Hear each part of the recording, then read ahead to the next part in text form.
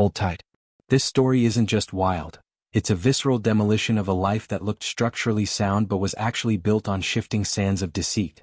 It's the kind of narrative where a single, cold moment of truth can tear down an empire of lies faster than a controlled implosion. I'm a 38-year-old man who built everything from absolute zero. I didn't inherit money, I inherited calluses. I started as a laborer with rough hands, a bent back and an empty bank account. But discipline, accuracy, and a relentless, almost psychotic drive turned me from a nobody into the wealthy founder and CEO of the top construction firm in Cedar Falls. Now, I oversee more than 200 workers across 3 states, handling high-stakes projects worth millions every year. What I built is the textbook definition of the American dream, forged in sweat, reinforced with steel, and paid for with 15 years of 18-hour days. My reputation in the industry is bedrock. I'm known as a man who values integrity above all else, a contractor whose handshake is stronger than any legally binding contract. 15 years ago, I married Angela Moody. She's 35 now, and for as long as I can remember, she was seen as the undisputed prize of Cedar Falls. Blonde, sharp-witted, and carrying the weight of an old family name, she was the daughter of a former mayor. The Moody fortune had dried up decades ago, but the prestige remained, and Angela wore the role of a rich man's wife with practiced, flawless elegance. She handled the charity dinners, the grand estate parties on Maple Ridge, and the complex social hierarchy of our town as if she had been genetically engineered for that specific life. To the outside world, we were the golden couple. We had Trevor, who is now 14. He is my legacy. He mirrors me in almost every measurable way. He has my grit, my stubborn determination, and his mom's analytical smarts. He thrives in both academics and sports, a rare combination that makes my chest swell with a pride that's hard to articulate. Coaching his baseball team was the highlight of my week, but our real bond was forged in the garage. On weekends, we'd craft everything from simple birdhouses to complex dining tables. Those father-son projects became a sacred tradition I cherished deeply, a quiet sanctuary I clung to, even as Angela began to drift away into her own social circles, always seemingly too busy with committees and luncheons that paid in status but cost us our connection. When Angela announced she was pregnant 6 months ago, it should have been a miracle. After 14 years of marriage and a devastating series of miscarriages that had broken her down emotionally and nearly shredded our bond, we had accepted that Trevor would remain our only child. We had made our peace with that reality, choosing to be profoundly grateful for the family we had. But from the exact instant she shared the news, I felt a vibration in the foundation. Something wasn't right. The joy felt performative, the timing too convenient. Through this pregnancy, Angela shifted into a stranger I could hardly recognize. The woman who had once been warm, engaged, and involved in every aspect of our life together grew instantly cold, detached, and emotionally distant. She stopped including me in choices, from paint colors to stroller brands, vanishing for hours with weak, rambling excuses about errands or committee meetings, only to return with no shopping bags or meeting minutes to back up her stories. She started buying costly items we didn't need for no reason, and her phone became a guarded secret, always face down, always locked. She'd take private calls in other rooms, returning with a smile that looked secretive and predatory, not happy. Chuck Lake, my business partner and best friend since high school, manages the financial side of Atkinson Construction while I run the field operations. He's the numbers guy, the one who notices anomalies. He kept noticing odd things in our joint personal account, but he kept quiet, assuming I knew. Then his wife, Sarah, spotted Angela in a cafe on the other side of town, leaning in close with a stranger no one recognized. When Sarah waved, Angela flinched like she'd been caught red-handed. She started checking her phone constantly at dinner, her face lighting up with a dangerous intensity whenever a message notification chimed. "Man, she's off," Chuck finally told me one Friday, over gears after the crews had gone home. Sarah says Angela's out at weird times, always jumpy, always looking over her shoulder when they cross paths. I didn't want to say anything, but I brushed it off. I had to. I told myself it was hormones, stress, and residual fear. At 35, doctors call it advanced maternal age with higher risks and a massive emotional toll, especially given her history. After losing so many pregnancies, I figured she was fragile and overcautious, struggling to handle this late, unexpected surprise. I was protecting the lie because the truth was too heavy to carry. The morning we were set for the standard 20-week anatomy scan, Angela's nerves were far more extreme than normal pregnancy worry. She pushed her food around her plate without eating, checked every mirror like she was hunting for an invisible flaw, and carried an air of absolute dread instead of joy. When I suggested we grab lunch afterward to celebrate seeing our baby on the monitor, she just gave a weak, listless nod. There was no spark, no anticipation. Just anxiety. Our doctor, Edmund Harrington, had cared for our family for more than 10 years. He was a pillar of the Cedar Falls medical community, silver hair at his temples, soft-spoken, with the kind of eyes that immediately eased fear. He had brought dozens of kids into the world in our town, including Trevor, and his name carried immense weight for honesty and compassion. He was the kind of doctor who didn't just treat patients, he managed families. Because of Angela's history of loss and her age, he'd been keeping a very close watch on this pregnancy, always mixing extreme caution with a genuine, paternal concern for both Angela and the baby. I sat in his waiting room, my mind half focused on my phone, scanning urgent emails about our largest job yet, a high-end 15-story hotel project downtown. This was the contract meant to cement Atkinson Construction as the go-to firm for luxury builds across the entire region. Chuck had sent me a cryptic message about an investor named Marcos Jennings asking persistent questions about our financial structure and reputation. I made a mental note to deal with it later, assuming it was just standard due diligence for a project of this scale. Then Dr. Harrington came out to get me himself. He looked shattered. His steady, professional manner was gone, replaced with a pale face and hands that were visibly shaking. He asked me to step into his private office, shut the heavy wood door and began pacing the floor, looking everywhere but at me, like he didn't know how to start the conversation that was about to destroy my life. "Jared, what I'm about to share is incredibly hard. But you need the truth," he said, finally stopping and fixing me with eyes that carried the weight of bad news. "The anatomy scan, the data doesn't fit." The walls of the office seemed to tilt. My brain tried to process the words but they wouldn't lock in. "What does that mean, Edmund? Is the baby okay?" "The baby is thriving, Jared. The baby is healthy. But the growth dates do not line up with the conception timeline Angela gave when we established her due date. The exact biometric measurements point to conception about 26 weeks ago, not 23. I stared at him. My voice sounded hollow, like it was coming from the bottom of a well. "What does that mean exactly?" He didn't blink. "It means this baby could not have been conceived during any window of time you and Angela were together. From your wife's medical records and everything you've shared with me about your operational schedule, you were in Denver during the actual window of conception." Denver. The single biggest contract we had ever undertaken. I had lived in a hotel there for nearly 3 weeks straight that January, working 18-hour days to ensure every detail was flawless. I remembered the exact dates because I had called Angela every single night from my room, counting down the hours until I could come home and toast the win with her. "Doctor, are you certain?" My words were hollow, a performative request for a miracle I knew wasn't coming. There's no mistake in the numbers?" Edmund Harrington nodded firmly, no pity left, only the hard fact of the data. "Jared, I have run these calculations 3 separate times using different biometric markers. There is no doubt. The baby's development lines up perfectly with conception occurring while you were in Denver. The world as I knew it collapsed. 15 years of marriage, thousands of shared memories, the foundation of my family, all of it disintegrated in that one cold clinical sentence. In an instant, Angela's odd moods, the secret calls, the distance, her paranoia, all of it snapped together into a crystal-clear image of a profound betrayal that had been carefully hidden in plain sight. I was a contractor. I knew how to read blueprints. And I was looking at the blueprint of a total demolition. Dr. Harrington held my gaze, his look shifting from pity to a localized anger on my behalf. "Jared, you are a decent man. Far better than this lie. Whatever path you choose now, you must shield yourself and Trevor right away. You are a wealthy man and you have built an empire. Lies this big always come with a price. If you want my advice, walk out of here, go straight to Jeffrey Dunn, and file for divorce before Angela twists this any further." I didn't move. I didn't explode. I didn't feel the rage, that would come later. Right now, I felt an icy tactical calm wash over me. The same calm that hits me when a major project hits a catastrophic snag. I didn't just want to believe him, I needed to see the proof. I needed the raw data. "Show me," I said, my voice dead in level 1.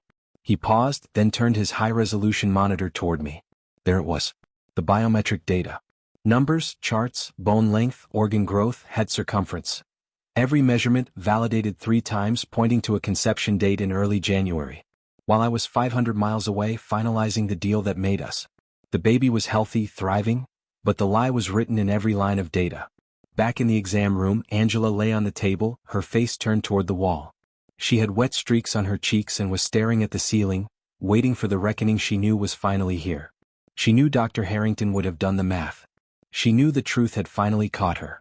"Show me," I told Dr. Harrington again, my voice terrifyingly calm as I pointed to the ultrasound screen.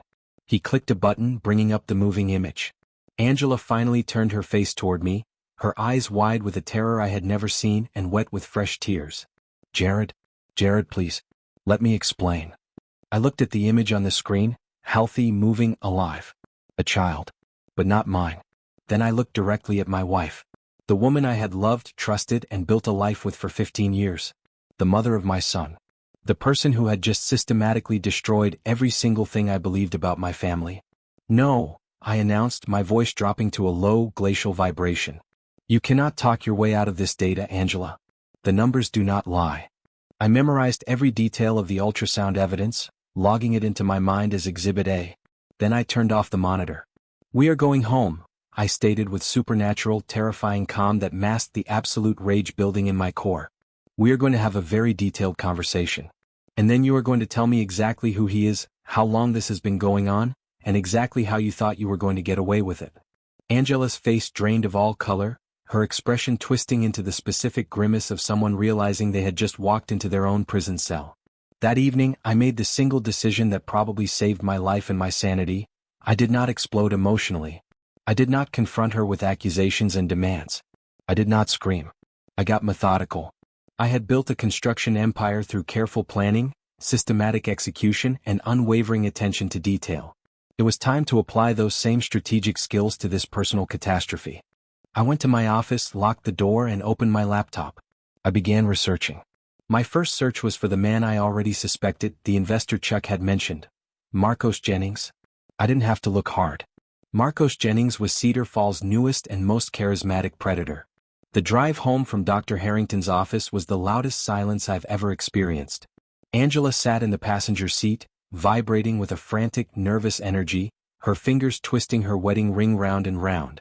She tried to start 3 different sentences, but each time I just adjusted my grip on the steering wheel, my knuckles white, and she fell silent. I wasn't just a husband anymore. I was a structural engineer looking at a building that was already on fire. The moment we stepped through the front door of our Maple Ridge estate, she broke. "Jared, it was a mistake. A momentary lapse. I was lonely while you were in Denver, I was depressed about the miscarriages, and he just happened to be there." I didn't even look at her. I walked straight to my home office, the nerve center of Atkinson Construction, and locked the door behind me. I didn't want her explanation. Lies are like mold in a foundation. Once you see the first black spot, you know the whole thing is rotten. I needed data. I opened my laptop and pulled up the background check I'd initiated on Marcos Jennings while sitting in the driveway. Within minutes, the picture became sickeningly clear. Marcos wasn't just a visionary developer. He was a professional parasite. He moved into mid-sized cities like Cedar Falls, flashed a high-limit credit card and a fake smile, and targeted the most influential women in town to gain leverage for his projects. But the real gut punch came when I accessed our joint financial records. Angela hadn't just been cheating, she had been funding his lifestyle. There were miscellaneous withdrawals totaling nearly $80,000 over the last 6 months. She was buying her way into his bed or perhaps paying him to stay interested. I picked up the phone and called Paul Hines. Paul was a former lead detective with the state police who now ran a boutique private investigation firm. He was the kind of man you hired when you didn't just want the truth, you wanted the ammunition to bury someone. "Paul, it's Jared Atkinson. I need a full tactical workup. Infidelity, financial fraud, and a deep dive into a guy named Marcos Jennings. I want his morning coffee order and his offshore account numbers." "And Paul? I need it yesterday." "I'll have a team on it in 20 minutes, Jared," Paul replied, his voice a low, gravelly reassurance. "Sit tight. Don't confront them. Let them keep thinking they're smarter than you." For the next week, I lived a double life that would have broken a lesser man. I played the role of the concerned, slightly distant husband, blaming my mood on the stress of the new hotel project. I watched Angela perform the most disgusting role of her life, playing the glowing, pregnant wife while secretly texting her lover from the bathroom. Paul Hines delivered the first folder on Wednesday. We met in a nondescript diner on the edge of the county. He slid a thick, manila envelope across the table, his eyes full of a grim professional respect. "It's worse than you thought, Jared," Paul said. "They aren't just having an affair. They're planning a transition. Your wife and Jennings have been meeting at the Grandview Hotel twice a week. I've got high-res photos of them in the lobby, in the garage, and entering Suite 402. But that's not the lead story. He tapped a printout of an encrypted chat log. My tech guy cracked a backup on her cloud. They've been coordinating with a lawyer in the Capitol. They're waiting for the baby to be born. The plan is for Angela to file for divorce immediately after the birth, citing emotional cruelty and neglect due to your work schedule.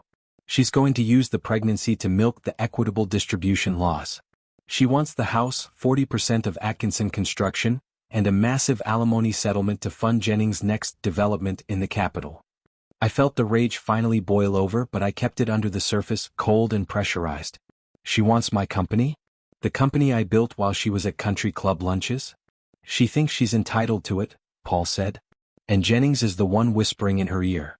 He's underwater on 3 of his own projects. He needs your capital to stay out of prison for fraud. The irony was delicious. Marcos Jennings thought he was the hunter and I was the prey. He didn't realize that I've spent 20 years dealing with city inspectors, corrupt unions, and cutthroat competitors. I know how to find the weak point in any structure. Phase 1 was gathering the counteroffensive. I arranged a business lunch with Marcos Jennings under the guise of a partnership for the downtown hotel. I wanted to see the man who thought he could steal my life. He showed up in a suit that cost $3 grand, wearing a watch that screamed, "I'm overcompensating for a failing portfolio." He was charming, polished, and completely full of shit. "Jared, it's an honor," Marcos said, shaking my hand with a firm, practiced grip. "I've heard so much about Atkinson Construction. I think together we can really reshape the skyline of this city."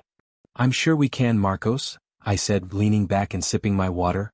"I've been looking into your work. Very creative solutions to environmental regulations on your project in East River. How did you get the EPA to sign off on that drainage plan?" He flinched. It was a micro-expression, gone in a millisecond, but it was there. He laughed it off with a conspiratorial wink. "Sometimes you have to be flexible to get the job done, right? It's all about who you know." I nodded, my phone in my pocket recording every single word. I couldn't agree more. Reliability is everything in this business. Over the next few days, I conducted my own site visits. I visited 3 of Jennings' active construction zones. I took photos of safety violations that would make an OSHA inspector have a heart attack. I documented illegal waste disposal. I even caught one of his foremen taking a cash handoff from a local inspector. Meanwhile, I met with my own attorney, Jeffrey Dunn. We didn't talk about divorce. We talked about corporate restructuring. "Jeffrey, I want to move the primary assets of Atkinson Construction into a new holding company," I said, sliding a map of my corporate structure across his desk. "I want to create a series of shell entities and debt-heavy subsidiaries. If anyone tries to take a piece of this company in a settlement, I want them to find nothing but a mountain of liabilities and a legal maze that will take 10 years to navigate."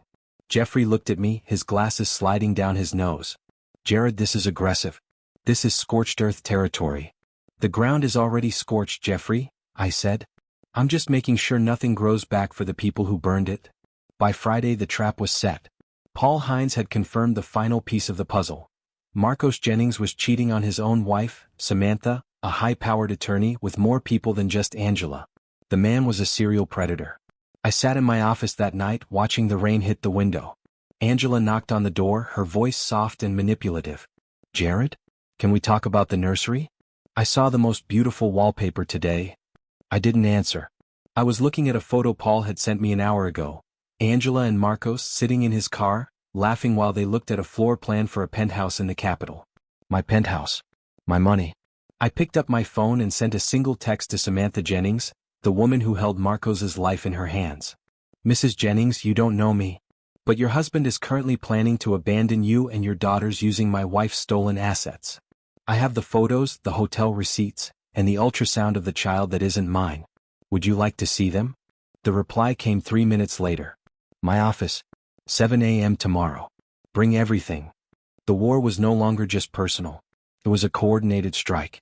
I looked at the ultrasound on my desk, the healthy, moving image of a lie. "The foundation is set, Angela," I whispered to the empty room. "Now let's see how the building handles the quake." The meeting with Samantha Jennings was like stepping into a cold storage unit. Her office was perched on the 22nd floor of the Capitol's most prestigious law firm, all glass and steel, mirroring the woman sitting behind the desk. She didn't look like a victim, she looked like a general. I laid out the manila folders, the hotel surveillance, the financial ledgers, the recorded admissions of her husband's regulatory crimes, and finally the ultrasound with Dr. Harrington's clinical notes. Samantha studied the photos of her husband with Angela with a terrifying, surgical detachment. She didn't cry. She didn't scream.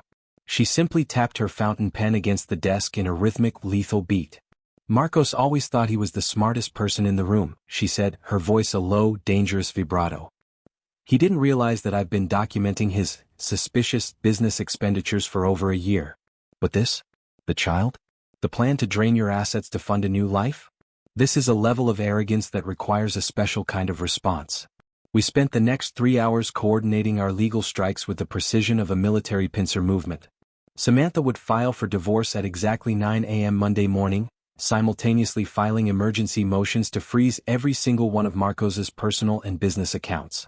She knew exactly where the bodies were buried in his portfolio. Meanwhile, I would trigger the structural collapse of his professional world. Monday arrived with the kind of clear, cold sky that precedes a storm. I stood in my kitchen at 7 a.m., watching Angela sip her decaf tea, her hand resting protectively over the stomach that carried another man's legacy. She looked at me and smiled, that same manipulative, performative smile that used to warm my heart but now made my skin crawl. "You're off to the site early, Jared?" she asked, her voice light. "I have a lot of demolition to oversee today, Angela," I replied. "Big things are coming down." I walked out the door and made the first call. It was to the Environmental Protection Agency. I provided the GPS coordinates and the high-resolution photos of the illegal chemical runoff at Marcos's East River site, along with the recordings of him admitting to flexible interpretations of federal law. The second call was to the IRS Criminal Investigation Division. Paul Hines had found evidence that Marcos was running a sophisticated double-billing scheme through offshore accounts to evade millions in taxes. I gave them the account numbers and the names of the shell companies. By 10 a.m. the dominoes were falling. Federal agents surged into Marcos Jennings' corporate headquarters with search warrants that authorized the seizure of every server and filing cabinet in the building. At the same moment, Samantha's legal team served him with divorce papers at his favorite country club lunch, in front of the very investors he was trying to con. I stayed at the office, watching the chaos unfold on a private monitor. Around noon my phone exploded. It was Angela. Her voice was a jagged mess of panic and confusion. "Jared, have you seen the news? Jennings' development. The FBI is there. And Samantha has frozen everything. I tried to call him but he's not answering." "Jared, what's happening?" "I imagine reality is happening, Angela," I said, leaning back in my chair. "What do you mean?" "We need to help him. If his company goes under, the investments." "There are no investments, Angela. There's just a fraud, a lie, and a silver-haired doctor who knows how to count to 26. The silence on the other end of the line was absolute. It was the sound of a woman realizing that the floor had just vanished beneath her feet. "I'll be home at 6, I said. "Have your bags packed?" "Not for the penthouse in the Capitol. For your sister's spare room." When I pulled into the driveway at Maple Ridge, the atmosphere was thick with the scent of a dying marriage. I walked into the living room to find Angela surrounded by half-packed suitcases, her face a mask of ruined mascara and raw terror. "Jared, please," she sobbed, dropping to her knees. "Think of the baby. Think of Trevor." "I am thinking of Trevor," I said, standing over her like a judge. "That's why I've already moved him to my mother's house for the week. He doesn't need to see the mother he respected transform into a common thief. And as for the baby? Marcos will have plenty of time to think about his daughter while he's serving 7 to 10 in a federal penitentiary." I slid the final divorce decree across the coffee table. "The infidelity clause in our prenup, the one your father insisted on to protect the Moody name? It works both ways. You're leaving this house with the clothes you're wearing and the child you chose over your family. Atkinson Construction stays with me.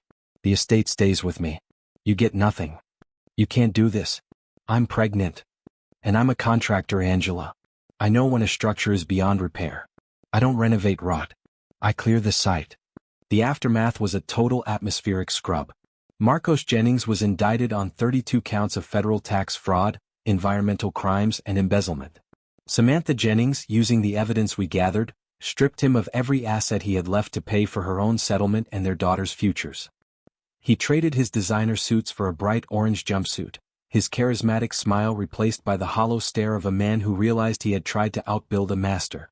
Angela gave birth to a daughter, Cora, in December. There were no grand parties. No luxury nursery.